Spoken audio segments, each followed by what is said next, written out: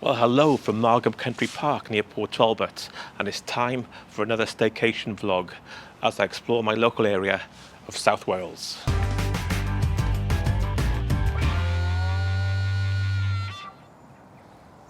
Margam Park is really close to the M4 motorway and the Port Talbot Steelworks, but as you'll see later, it could be a million miles away with its history, wildlife and really good views of the Glamorgan countryside and out to the Bristol Channel.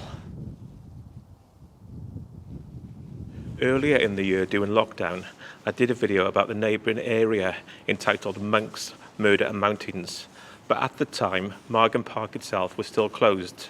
I'll put a link for that video in the description below. The outdoor areas of Margam Park are now open, so we can have a closer look at the ruins of Margam Abbey, also the outdoors of Margam Castle, which is currently being renovated, and then I'm going to take a walk up onto the Glamorgan Ridgeway, which is dotted with prehistoric enclosures, Iron Age hill forts. But first, let's take a closer look at Margam Abbey.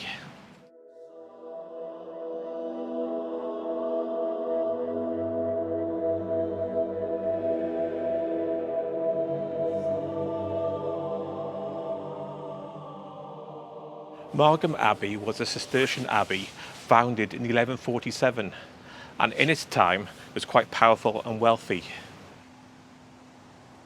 Only part of the church, the ruined chapter house and a few fragments of the neighbouring buildings now survive. The most complete part is the south transept. In its east wall are two windows with very early decorated quatrefoil tracery.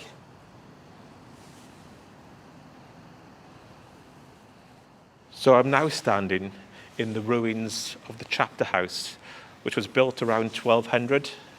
Most of these were usually rectangular, but the outside of this one is 12-sided, and the inside is actually circular. Again, just take a look at the size of these bases of the piers. In this day, it must have been really impressive. Imagine in the 1200s, most of the locals were living in little huts. Well, Margam Abbey flourished for about 200 years, but by the time of the dissolution of the monasteries, only 9 monks remained.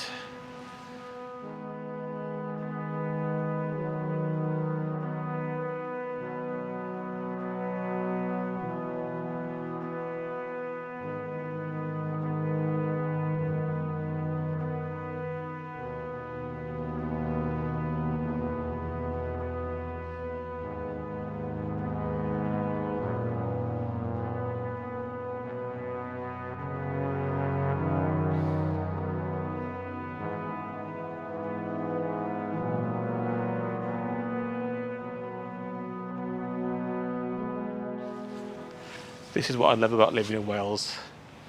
The bright sunshine of earlier has disappeared. It's clouding over.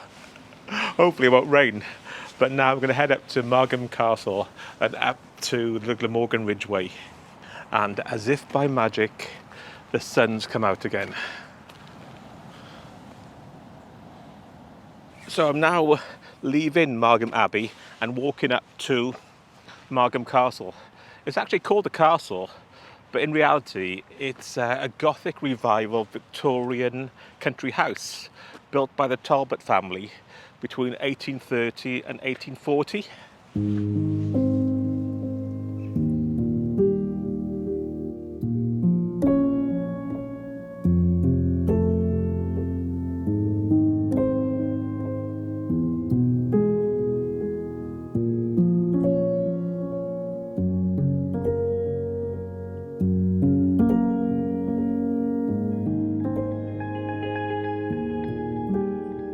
Margam Castle was owned by the Talbot family until 1941. After they sold the building, it fell into disrepair and suffered a major fire. It is now in the care of the local Neath Port Talbot County Borough Council.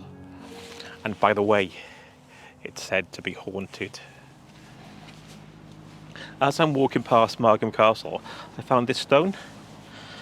And there's a little sign next to it saying this is the Samson stone. It was found on Margam Moors when they realigned the railway track, And the legend said a giant threw it from the top of Margam Mountain and it landed on the moors. But in reality, they think it was part of a prehistoric burial chamber.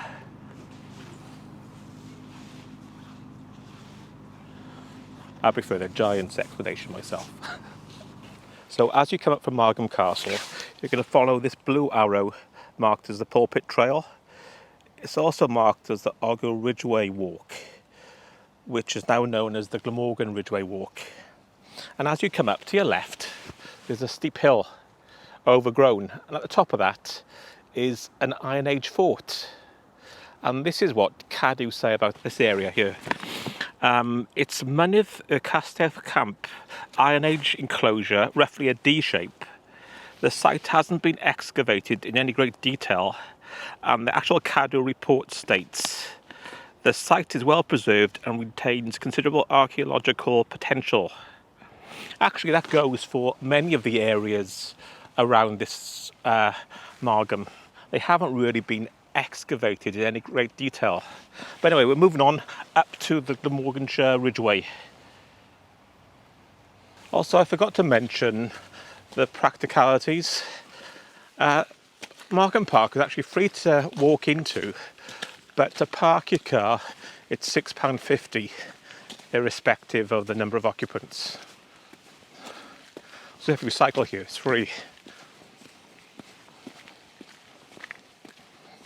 As you walk up the hill, you start to get great views of the valley.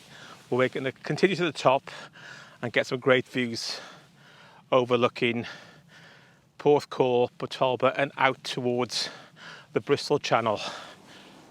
So over there towards the coast is Porthcawl, and as we pan around, that's Kenfig Pool, then the reservoir there belonging to Port Talbot Steelworks. Port Talbot Steelworks.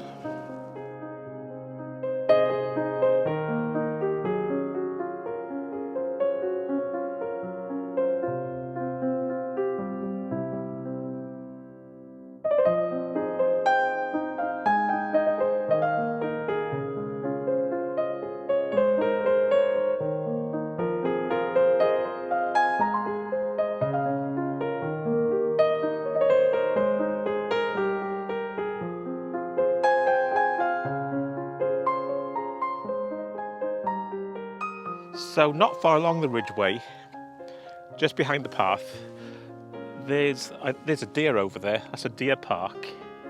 So I don't know if you can make it out, it's probably too far away. But behind me, those woods over there, within that there's a clearing, and there's an Iron Age enclosure again, a farmstead, an oval-shaped enclosure with some banking. Apparently there's not much to see, and I don't really know how to get over that wall to get there, and I'm a bit short of time. I need to go a bit further up the Ridgeway. It's called the Danish Camp. I don't know why, it's long before the Vikings ever got here. So if you know why that is called the Danish Camp, let me know. But anyway, for me, onwards along the Ridgeway.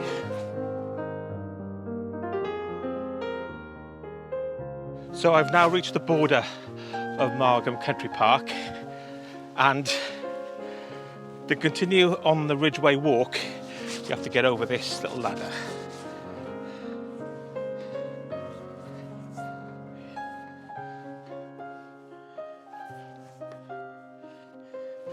See you on the other side. Hello, let's continue. You can tell you're in Wales.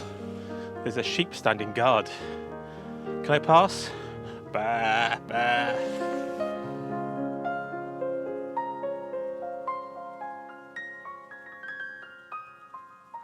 I've come up the Ridgeway walk, and just to the left of it, I've come across another Iron Age enclosure, and I'm making notes. See, I've spotted the magic now, I do make notes. This one in the Cadw schedule is described as Camp North of Tonmawr, an earthwork enclosure probably dating to the prehistoric period. It consists of two polygon-shaped enclosures, the smaller placed within the larger. And they say modern hedge banks have broken through and partly destroyed the defences around the south and the west sides. But as you can see, I think on the inner part now, you can see the mounds there in the ditches. You can see clearly the embankment coming down to the tree at the bottom. And slightly to the right, you should be able to make out a slightly smaller, less shaded embankment. That's the inner enclosure. So I'm going to head up the ridgeway to my next stop, which is described as the Roman camp. In the 1930s, there's some research and they thought it was a Roman fort, but lately it's been identified as being pre-Roman, dating back probably to the Iron Age. So it's still called the Roman camp on the maps, but it's probably Iron Age. So that's where we're heading to now. Hopefully we'll get there in time. The park closes at 4:30.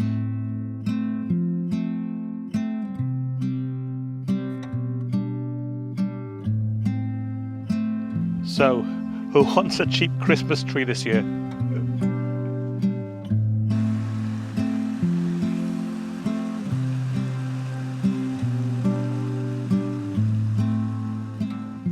So I did make it with time to spare to our last stop, which is just over there, which is another prehistoric site known as the Roman camp. Let's go and take a look.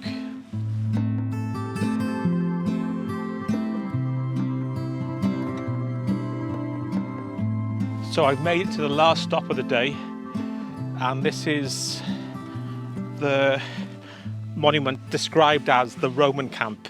But as I mentioned earlier, back in the 1930s, it was suggested it was a Roman encampment, a fort of some sort, but it's been later proved to be earlier, probably Iron Age. It could have been Romano-British, carried forward from the Iron Age times into the Roman times.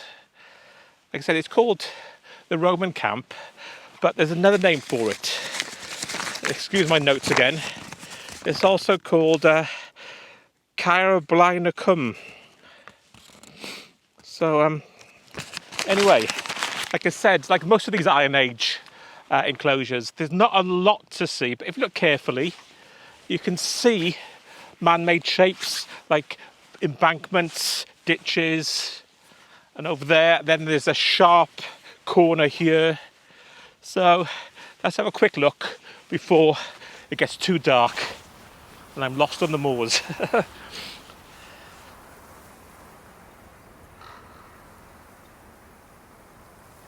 Again, this is the top part. You come in here, there's a ridge there, with sort of the ditch area, and it turns sharply this way.